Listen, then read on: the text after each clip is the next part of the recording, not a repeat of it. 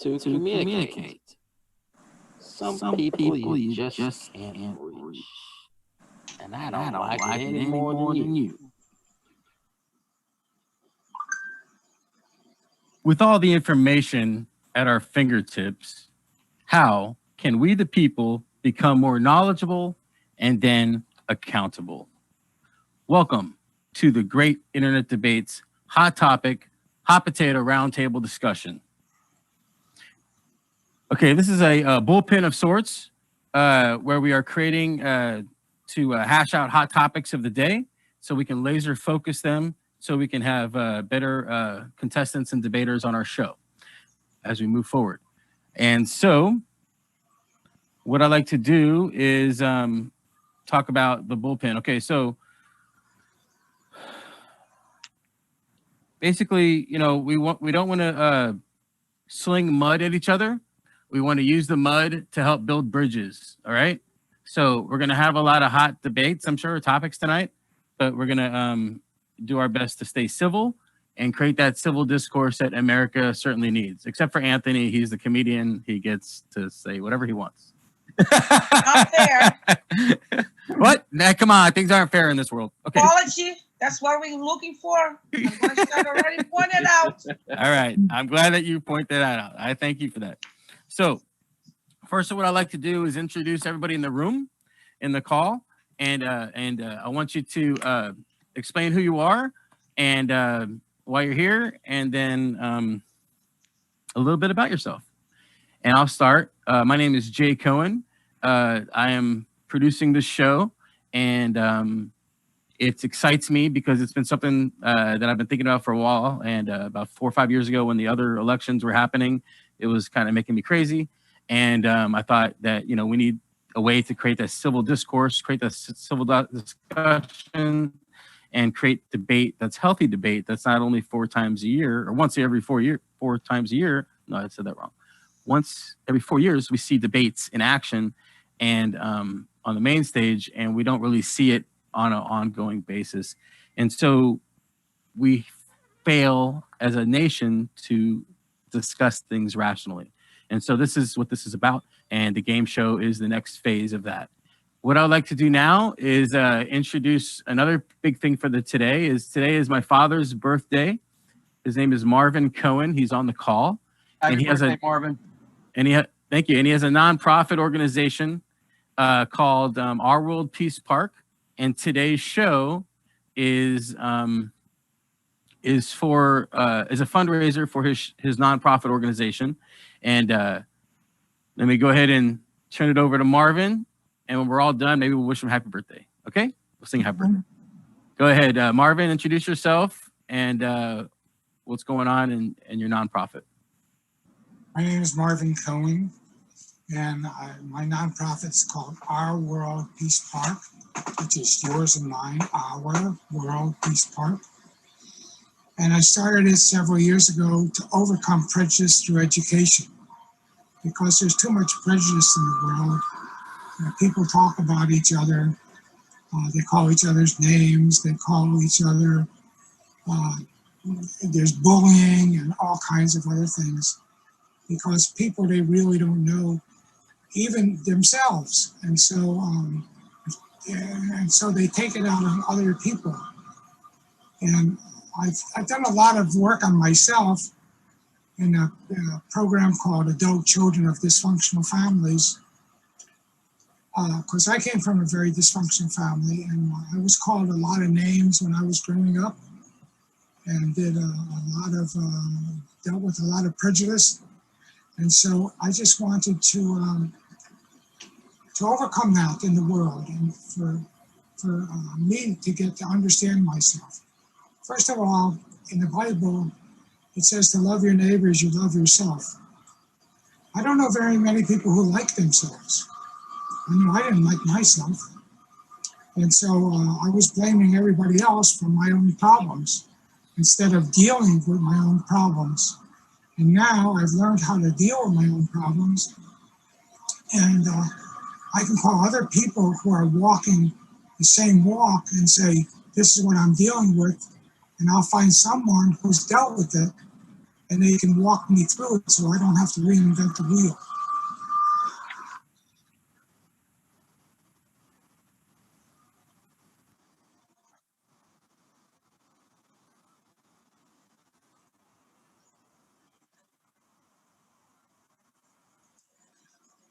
Okay, I don't know what, I'm open for questions for anyone who wants to ask any questions. But basically, what I would like to accomplish is that on every college campus, at least one weekend a year, is to have the people from various countries and various faiths come together, and people can walk through and ask about those countries and those faiths so they can get to learn about other people. And eventually I would like to build a real park of every country of the world represented, and every state within those countries represented, and every faith group that started in those countries, every amusement that started in those countries. And then I also like to build 40,000 dormitory rooms for middle school kids to come and walk through every continent and every country of the world, because it'll be broken down into 7 continents, and every country of the world will be represented. Hopefully, they'll build their own White House, so to speak, or whatever they'll call themselves. That sounds great, Dad. That sounds great. It sounds like it's going to cost a lot of money to do that, and that's why you're doing a fundraiser tonight.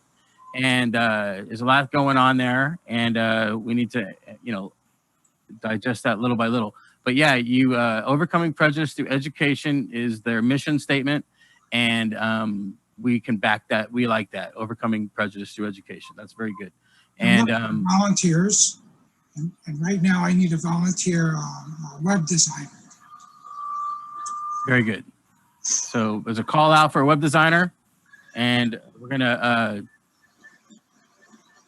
move it on now. Does Steve have anything to say behind you? Does he have any words of wisdom that he'd like to do with his little pitch? And then we'll pass it on to the next person. Thank you very much, Jay. My name is Steve Elsie, and I'm blessed to be here with Marvin. He's a real visionary, and currently I'm serving as the interim executive director for Our World Peace Park. And I'm thrilled. I've spent my life working with nonprofits and have built a few also. And to have the chance to stand this one up is the opportunity of a lifetime. So I thank you, Jay, for allowing us to be on. And I thank Marvin for allowing me to become a part of the Our World Peace Park team. And we'd love all of you to become members too. And so Our World Peace Park, it's on the internet, and that's all I'm going to say. OWPP.org. Thank you very much, Steve. Welcome to the show. It's a big undertaking. All right, ladies first. Let's go to the East Coast over there. Veronica Woodard, tell us about yourself. I know you're you're a network. You're one of the a pioneer of a TV producer, a network owner. Is that right? Something like this? That is, yeah. I'm an independent television broadcaster, but I sold the company, but I work for it. I sold it. Oh, you did? I sold it to myself into a corporation. So I'm actually an employee of the. But yeah, we produce family-friendly content. Would love to get this content that I can't have, don't know why. But anyway, we just launched out in Texas on the antenna. We're actually on, we're OTA, cable, satellite, and now OTT. And so, yeah, I wanted to come on because the last time I was here, it was exciting and very informative. And, hopefully tonight will be the same thing. It's 9 o'clock here. It's kind of my bedtime, but I said I'll go ahead and jump on. I'm excited about the Peace Park. I would definitely love to know more. Right now with STGN, we're in the phase where we're trying to find that right non-for-profit that we could partner with and, work with. So I'm excited to see what's going on. And yeah, I don't want to talk about the inauguration, okay? So we're not going to talk about that. I'm with Okay. you, Veronica. Okay. Okay, great. Thank you, Veronica, for being here. And she's from Atlanta. She's living in Atlanta, so she was there last couple weeks when all the crazy was going on. And then Liela, go ahead and introduce yourself and go for My it. name is Leila. I am the adult in this room. I'm kidding. No, my name is Leila. I am originally from Brazil. I've been in the United States for almost 34 years now. I love this nation. I believe in more than some Americans do. But I'm proud to be here, part of this group. I'm a fitness specialist. I'm a personal trainer. I'm also have my own company where we do consultancy and athletes, things with them. So at the moment with the COVID, I've been a little bit kind of more on the slow time because, it's all about being around people, doing things with people, and we cannot gather, unfortunately. So here I am sitting, trying to do something with people here. So for everyone watching this, please always log in. It's every Wednesday at 6 p.m. Please make comments on the site. Invite your friends, bring diversity like I'm doing here. Okay, so I just put it here to create some diversity, but I usually use this to warm my my neck. And as always, we are becoming chameleon. I'm becoming a chameleon now. I'm gonna be like going around to conform this thing. So nice to meet you, Veronica. It's the first time I saw you. Nathaniel, first time too. I had the pleasure to see Steve and had some arguments with Anthony down there. But I love you all. Very good. Who are you going to pass it off to there, Liela? Yes, sir. I am Anthony Torino. I am a comedian and a screenwriter for the last 10 years. 10 years ago, I was a comedian. Last 5 years or so, comedian, screenwriter. Prior to that, I was a therapist and occupational therapy, a counselor, and I owned physical rehabilitation facilities in San Antonio, Texas. I've written a book on civil rights and the fraud that goes on in the healthcare system. I know you. Thank you. And Marvin, I could not agree with you more. I love the idea of your park. As I said earlier, I was born in Alabama. My grandparents and uncles were in the Klan, and my father joined the military, and I went all over the world as a child. I was a brat, so I got to meet everyone, and I did not actually believe racism was real until I came back to high school in Montgomery, Alabama. The only people I knew who were racist were my grandmother and Archie Bunker from All in the Family. And I got to attend high school here and got chased down by the Klan, got windows bashed out of my car, and went on to help write a book called Free at Last with the Southern Poverty Law Center that outlines the people that died in the civil rights marches in the 60s. So it actually is exposure to other people that will get rid of racism. We must, that's why busing was so important, that we must put people together so they can get rid of their fears and their ignorance. So Marvin, best of luck with what you're doing. Yes. Anthony, I have a question for you. I think I know you. You do. Okay, so you performed at the Army Wings in San Antonio when we had that comedy showcase? Absolutely. That was me. Oh my God, that was years ago. Yes, yes. It's a small world after all. Right on. Welcome, Nathaniel. Welcome back. Thank you, Anthony. Anthony, honestly, I love comedians, so that's really cool to hear that background. My name is Nathaniel Sawyer. Not much about me, I guess. I'm from Alabama as well.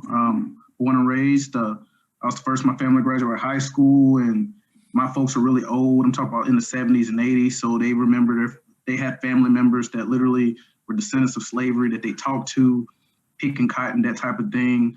A lot of people in my family don't know how to read. On my mother's side, I didn't know my dad because he died before I was born. I'm giving you that background because I am African American. mailed, and not a lot of people hear our stories or know little pieces of our life if they don't talk to us. I decided to go to college after I was in something called the Explorer program. I don't know if you guys ever heard of that before. It's where teenagers learn from cops how to be cops, pretty much. And I did that from 14 until 18. And I did it because, you know, when you're young, they talk about shooting guns and all that stuff, and it sounded fun, but I didn't, to be real with you, honest with you, I didn't know much about, like, racism was around me, but I went to a school where I was like the five black kids out of like 1,000 white kids, you know, like back in the woods. So if I was educated enough, I would understand the subtle microaggressions, or the kid maybe needs to be on ADHD, or sorry, my daughter can't date you because we don't let her date your kind, you know, those type of things. I didn't understand that. My mom didn't teach me those things because she had her own trauma. You know, she was a maid for older white people. And so when I went from Alabama to Missouri, where I went to a school called Southwest Baptist University, to fast forward a little bit of my life, and I studied criminal justice in Spanish, and I just was really curious about the criminal justice department, you know, criminal justice and law enforcement. I wanted to know if I could change it because my uncles were in and out of prison. I remember seeing bounty hunters chasing my folks and thinking, dang, these folks have a lot of power. What's going on? I remember seeing KKK rallies in Shelby County, Iron Park, and like at 19 years old. And I mean, I'm 27 years old, so if that gives you like some kind of historical significance, so it wasn't that long ago. And I remember going back to my mom's house and saying, hey, the cops just passed by all these white people in hoods and sheets. And I was like, of course, as I got older, I learned that racism is, people that are racist don't have to wear hoods and sheets. They can be doctors, lawyers, police officers, your next door neighbor. But back then, that's what I thought of racism, you know, because I was young. You know, I thought, oh, the bad people must be the ones wearing the hoods and sheets, carrying around the Confederate flags and neo-Nazi symbols and things like that. When I was in undergrad, I was, again, one of little African Americans. Everybody that was black played a sport. I walked on to a sport athletic team, but I had kind of destroyed my body in high school playing sports. So I tried to find a job. I worked in Walmart and then became a corrections officer while I was in undergrad, overnight, 10 p.m. to 6 a.m., where I was the first African American at the Polk County Sheriff's Office to work there. Interestingly, the governor of Missouri was one of my bosses at that Polk County Sheriff's Office. So they can tell you how strongly Republican conservative that area was. Roy Blunt was also, if you know who Roy Blunt is, he was one of the presidents of my school as well that I went to.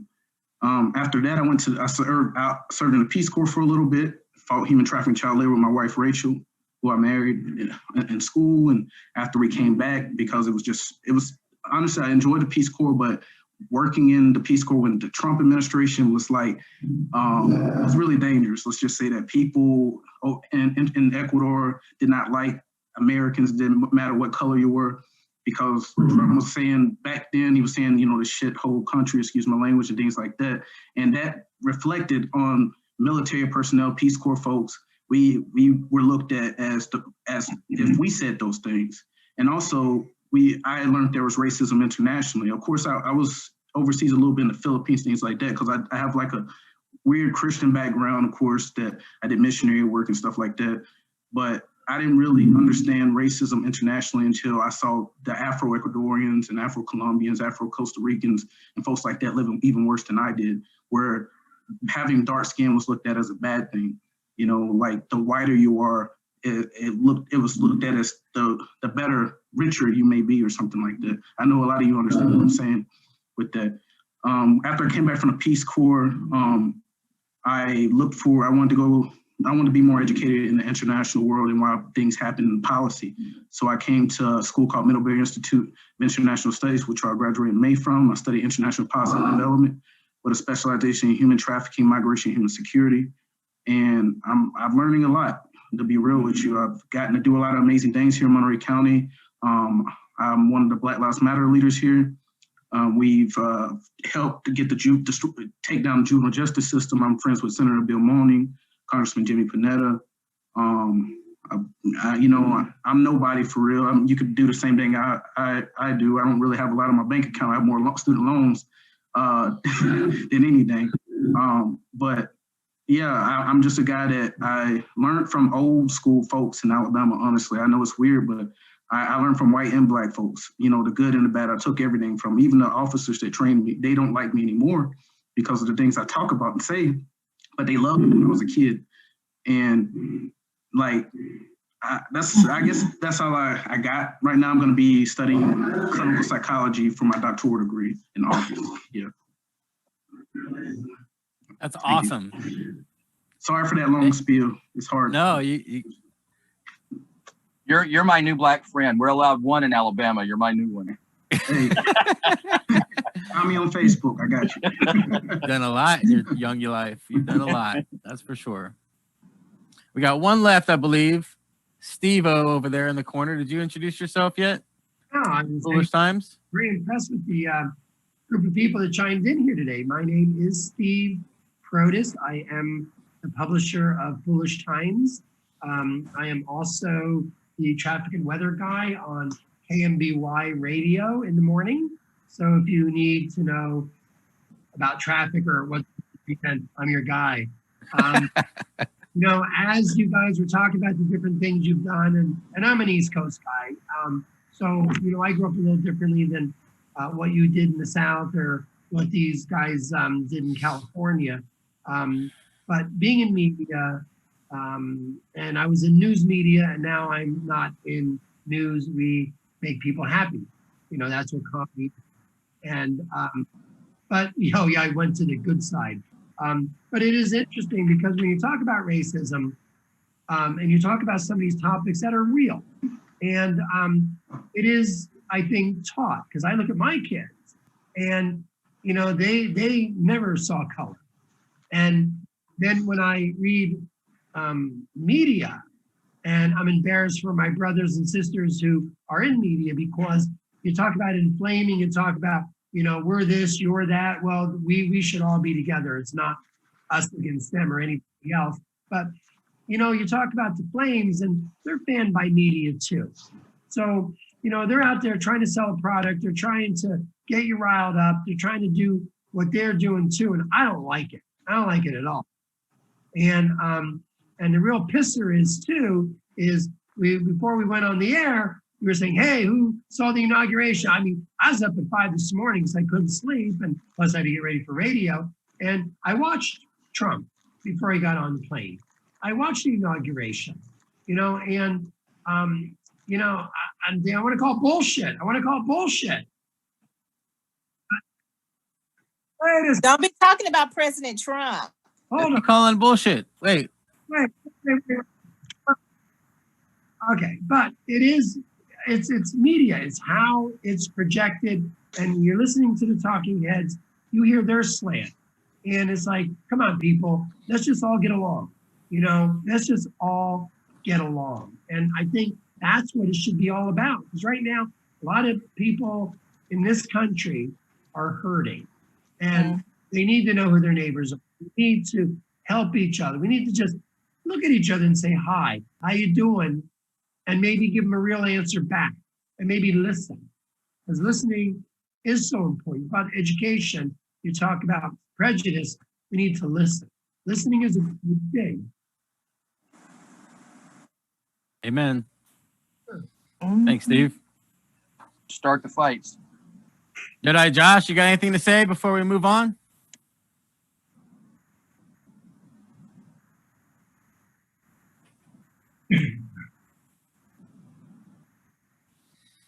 Awesome. Again, for those listening right now, this is a fundraiser tonight for Our World Peace Park, and there should be some links somewhere around on our Facebook page, and you could definitely look into them. Did you have something to say, Miss Liela?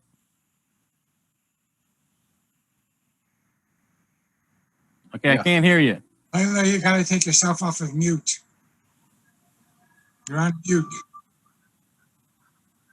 Yeah, working on it. Okay. Okay, right. I did. All right. I would like just really quick, when Steve was saying that we need to talk to our neighbors, we need to, look at each other. I believe that I'm always that kind of person, but I think people first need to stop looking at their phones when they walk on the streets. They are not even seeing themselves being, where they're walking. It is a big problem, I believe. I remember when I came to United States, people would walk around and look at each other, smile, hi, hi, hi. And I would say this, man, I moved to Salinas and I studied in Orange County. I moved this really quick. No, no, no. And I would look and they would look at me, why she's talking to me? Okay, sorry. A good point, Steve. Yes. All right. Yesterday was a pardon me too moment, and today is a whole nother space. My things are, was it the presence of Martin Luther King Day on top of the minds of the many arrests made from the Capitol to the social media censorship that helped thwart the minds of those in the dark red corners of the United States? Are they stewing in place? Every 4 years we vote and can push the reset button on our button ourselves and settle back into our nation.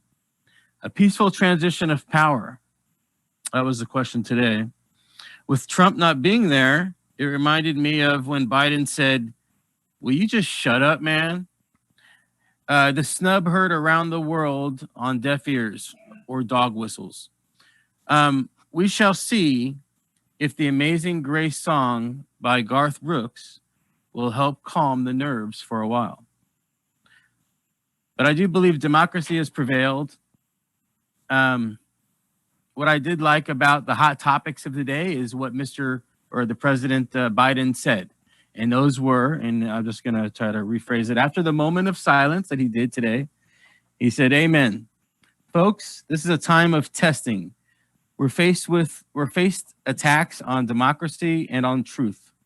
A raging virus, growing inequality, inequity, and the sting of systemic racism, climate in crisis, and then America's role in the world. Any one of these would challenge us in profound ways. The fact is, we face all of them at once. And these are the hot topics of today." Another topic that I have that I'm concerned about, and we're gonna throw it back out to everybody. But I was watching football the other day, and then I was looking at this Inspire Change deal that's on there, and then I kept looking for Colin Kaepernick, and I'm wondering, where is Colin? And I'm hoping that on February 7th, or whenever that is, Super Bowl is, the 7th or the 8th, that they bring him back into the fold. Somehow. I hope so. And that's kind of where I'm at right now. And I'll pass the baton on to whoever is ready. I'll go. The topic is, let's go with, the sting of systemic racism. Okay. That's what's going on. We have Martin Luther King yesterday, and then we have all those pardons yesterday, and then we got, now we got, and now we're today. All right. Go ahead.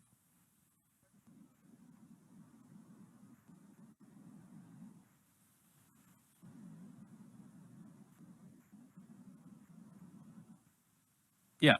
So let's talk about. So MLK Day is the topic. My minute. I was born around the same time as Martin Luther King Day. This last weekend, Sunday, was my birthday, and every year I gravitate towards his message, and this overcoming prejudice through education with the Our World Peace Park concept. It kind of correlates along with what we're trying to this goal, this focus, and civil rights was a thing, was created 50 years ago with him and others, and how and how for the last 5 decades we really haven't gotten that far, and that's really sad and scary. I mean, we're getting a lot farther, of course we have, but anyway, I'm done. I mean, I'm happy with it. I'll take a minute. All right. I have a joke in my bit that I do as a Southern hillbilly, and it says, "I don't see color, I smell it." Because when people say I don't see color, they're lying. And I refuse to accept that lie. Most racism is not seen because it is part of the system. It is the fabric of America. America was born with racism. It was grown with racism. It is, you would literally have to tear America apart to get the racism out of it. So, and that is absolutely true. So when someone said earlier, their kids don't see color, I believe that. I see that now. But what they don't see is the system is set up to be racist. So they think because they don't see color that racism doesn't exist, and it does. And now white people are pitching the narrative that unless you lynch a black person, you're not racist.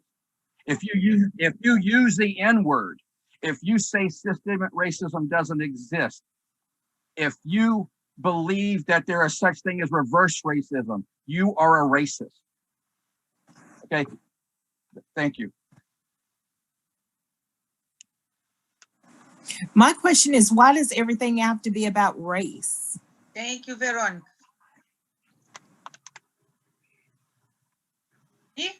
No, I would say, I just want to say, Veronica, go for it. Well, that was my question, is why does everything have to be about race? Because really, when you think about it, racism has been around since the 2000s, beginning of time, because that's why Moses was put in the basket and pushed down the river. So why do we always have to focus on racism instead of, what is the reason for that? I mean, there's no benefit to always focusing on it, especially if you're not really coming with a solution. And my solution is, if you're not having dinner or having some type of conversation with someone outside of your race, then you're not trying to learn that other person's culture to see what they're all about. So my question is, whether it's systemic racism or generational racism or any type of racism, period, why do we always have to focus on that instead of focusing on something that's a little bit more loving? Because it's not going away. Okay. I got it. I would say that I agree with Veronica. I believe that the United States is one of the most diverse countries in the world, allows everybody to speak whatever language they want, provide whatever paperwork for them that don't speak the language. So I feel a little bit sad when I see Americans calling that this is the racist, because I don't believe that. For me, when I look someone, I will notice their race, but I don't think about, oh, this is, and I'm gonna pay attention how they conduct themselves, how they act around the people, what's their attitude.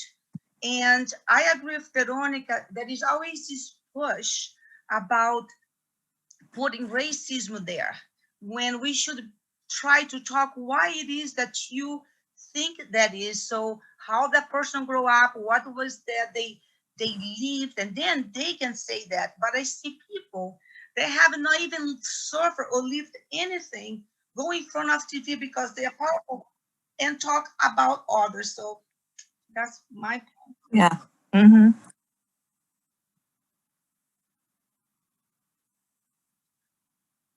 Sure.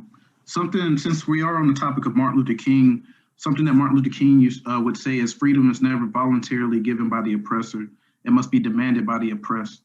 And I always say that people need to learn that our society, our culture, forces people to assimilate and not integrate their culture. And we, as Black and brown people or immigrants, assimilate to a culture that is not your own. You should be able to bring your culture to the US. And go back to Anthony's point, when someone mentioned, I don't see color. If you don't see color, how I would ask, what do you see color at all? Are you saying you don't? Do you see black and white? Like, you know, a lot of people see me as a rare unicorn. You know, when I say that, I'm saying that when they want their black friend, but they don't want to learn about their black friend. There's a lot of people that are going through trauma right now, and we're teaching trauma to our kids. I get and what Veronica is trying to say in regards to we need to move on, but to move on, we have to be able to educate the generations ahead of us. You know, if we don't do that, then we're teaching them racism, all of us. But as the majority is, the United States is 58%, I'm sorry about that. The United States is 58% Caucasian, according to US Census, and African Americans are 13% of the US, or something like that. And I'm saying this because I'm messing up myself tonight. The prison system is, the African Americans make up 58% of the prison system. You can do your research into that. And I'm just saying that, why aren't people talking about that? Do you think that we just magically are just terrible people? You know, there's a lot that needs to be talked about. There's a lot that needs to be handled, and Black people can't teach white people how not to be racist. White people have to have these conversations with yourself. You have to feel, it has to be an uncomfortable thing, and you have to be okay with being uncomfortable, you know, and talk about these things. And as Black and brown people or immigrants, we can't just fall into the factions and say racism doesn't exist.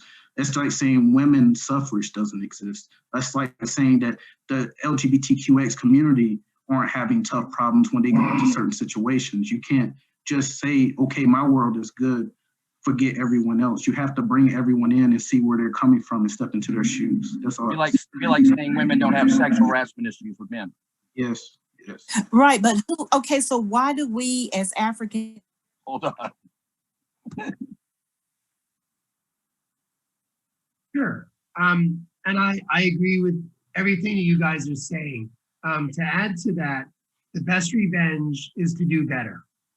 And we can complain, we can yell and scream, blah, blah, blah, blah, blah. But the best revenge is to do better. You talk about education.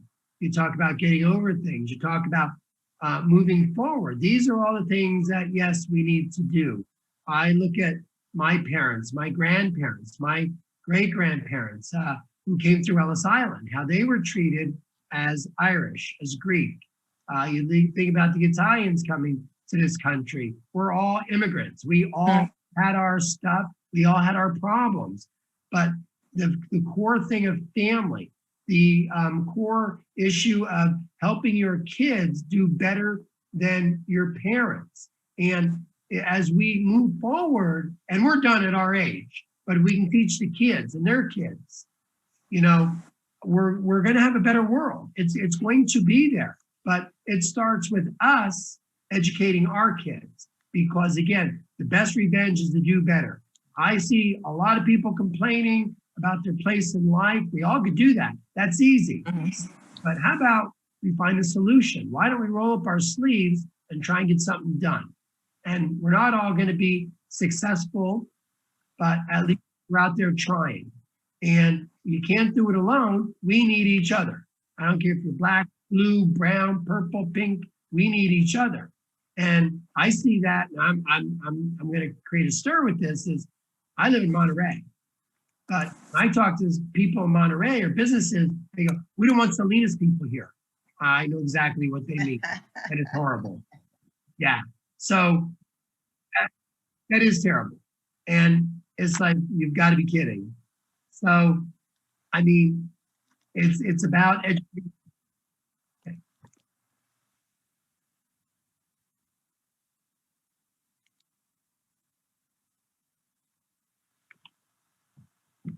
I just want to say that the definition of racism has nothing to do with color.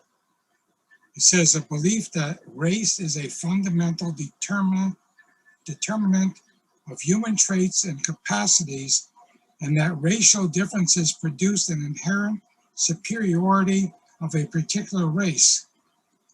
but there's nothing in that definition about color.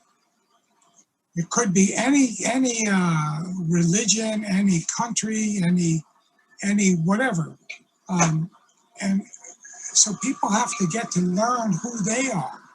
Yeah. And because people don't know themselves and they don't like themselves, then they don't like other people. And it doesn't make any difference what color you are or what religion you are or what nationality you are. It's sad. It's just sad. And people are using words wrong. And so people have to learn how to use what the words mean. And I don't know how much more time I have. But if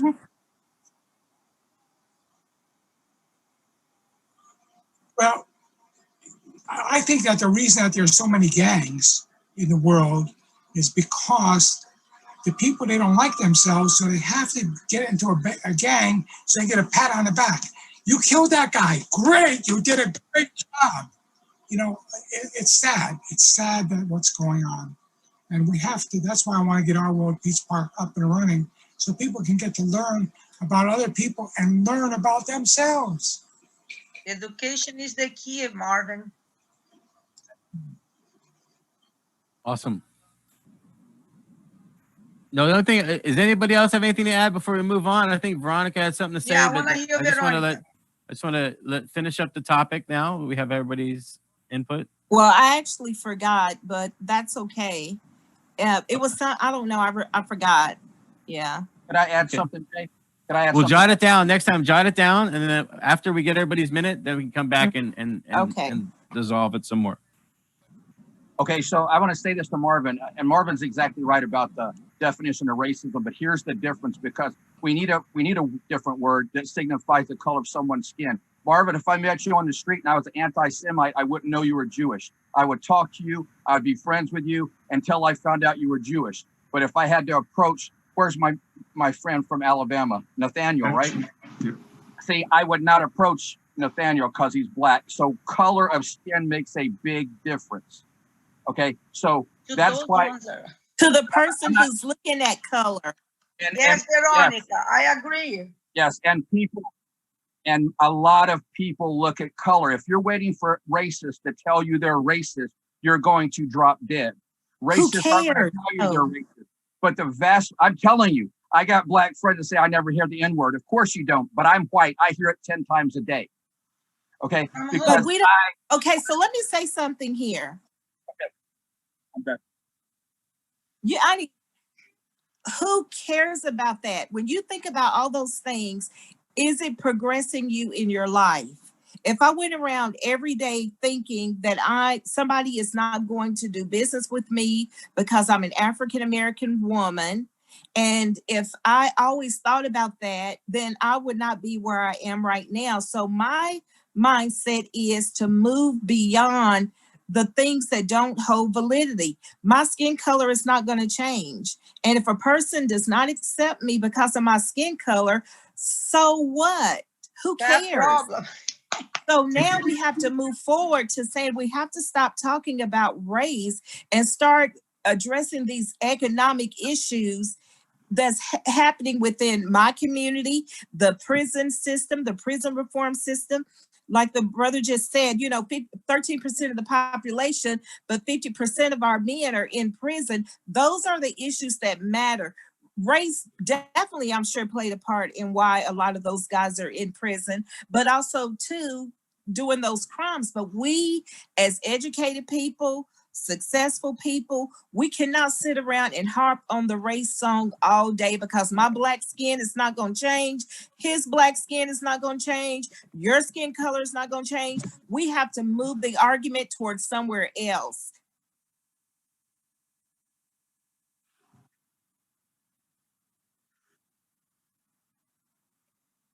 Hey, Jed, I would like to say something really quick.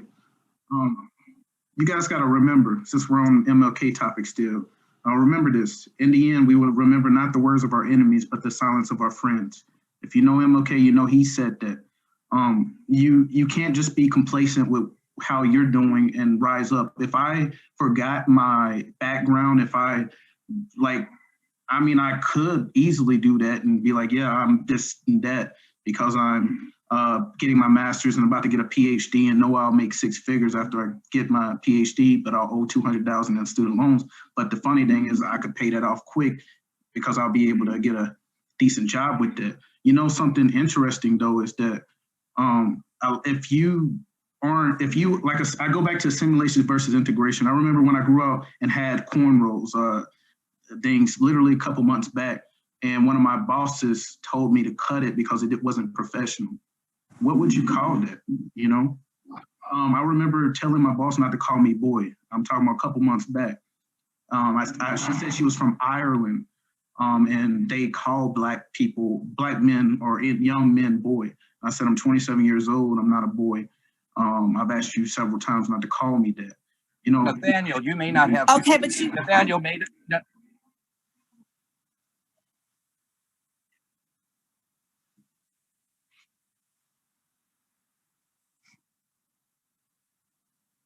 I want to give my time to Veronica because I would love to hear someone of the same color to respond to someone. Well, Veronica, for my own minute. Thank you. What I was going to say to Nathaniel, that may be true, but there's laws in place. You have the EEOC, where if someone is calling you a boy, then you need to file a complaint with the EEOC for workplace harassment. And then if they terminate you, then you can sue them for retaliation. I sued a company in Los Angeles when I lived there. I was a sales manager, and I had one of my sales members or team members call me a nigger to my face. And it bothered me. And I ended up getting terminated. But what did I turn around and do? I sued the insurance company. And then I took that money and invested and started STGID. So me being an African-American woman to a young African-American man, to really, for even the people that are on here, we have to move beyond the woe is me freaking victim and say that we're victorious. We don't care that you don't like us because of our skin color. We're still going to get our master's degrees. We're still going to be business owners. We're still going to be great parents. We're still going to move beyond that. That is the language of the oppressive, and we are not there anymore. And so what our job has to be, or what my job have to be, is if I'm not still wondering who accepts me. And when I was making $18,000 a year, I didn't care who accepted me. I just moved forward, and we have to learn how to move forward. And if we have people who are harassing us on our job, then you have the EEOC. That is a case all day long. There's a article called the Civil Rights Act of 1964. And if you feel that your civil rights have been violated because you have a upper management calling you out of your name or harassing you, not showing favoritism toward others, but when it comes to you, you're being treated a certain way, then there's laws in place for that.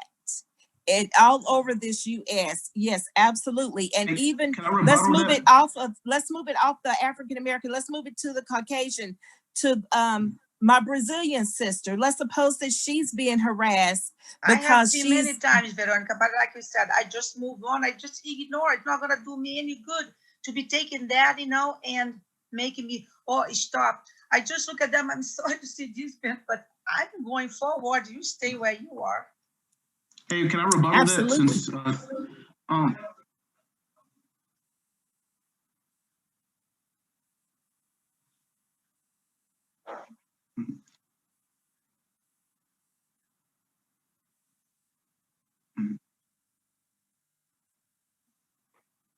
MLK Day, it's an inauguration, let's keep it going. It's a very important topic. I can't really go into those details of my employment because I actually am. Soon I'm actually in the mediation process, which if you know about anything about that, I don't have to say much more. But the biggest thing I will say about that is that the EEOC or any entity that has laws to protect people aren't always sometimes protecting people, because when you're putting those complaints out there I'll give a little instance of a job that an individual was going through, that I'm not going to say what because of the legal agreements. Immediately when you put that grievance in, the CEO or the organization fires you because they don't want to handle that. You know, and then you That's got, retaliation. That's a lawsuit. I know it's retaliation, but these entities that you are going to sue have more money than you. They have better opportunities to get better lawyers than you. And they can put words in they can stack your paperwork up to make you look like the worst individual in the world. I'm telling this because I know for a fact other individuals have went through these type of things as well. And I'm saying that, yes, you're right. And things like that are there, but there's forces out there that, just like any other individual, they want to protect themselves. Even if they are being racist, they still have a livelihood as well. They don't care if they push you down because you have an issue with them. There are people in this world step on other people, and there have to be people to say, no, that's not right. We had enough. We have to speak up for those people. I get it, that it's uncomfortable to continue talking about these type of things, but they're happening to people every single day. People are dying. You know, people are not able to get the opportunities. I remember when I came back from overseas, my first job was a janitorial position in Walmart in Alabama before I came to California, because in Alabama, there's not that many opportunities for educated people or people that are not as educated, whatnot. So, and I had to take that job because I have a wife and I have a little kid who from another young lady and everything. And I'm saying this when I came to California, there's a lot of opportunities. We can say there's diversity, but there's still racism. Racism. Absolutely. Yeah, like I said, I get that people are like, no, it's not happening to me, or I don't see it as much. Let's rise up to the top and forget everyone else. You can't do that. You have to bring everyone else with you. You have to fight for the people that don't have your opportunities and privilege. Yes, I have a lot of privilege, but it's because I worked really hard to get here. I had a lot of weights on my legs getting to the position that I have today. And I'm luckily my kids who I'm in an interracial relationship, they will be lighter than me. They will be in a lot more of a privileged position than I am. And I'm going to have Why do you say that? Just because they're going to be lighter than you? I mean, what type of crap is that? To say just because you have no, it's not. Mm-hmm. See, that's your mindset.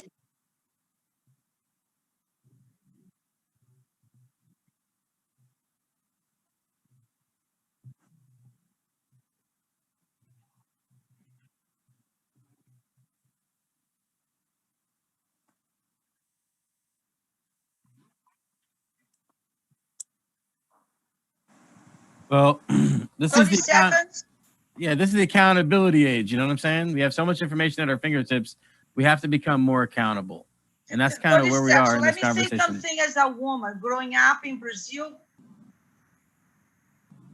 Okay.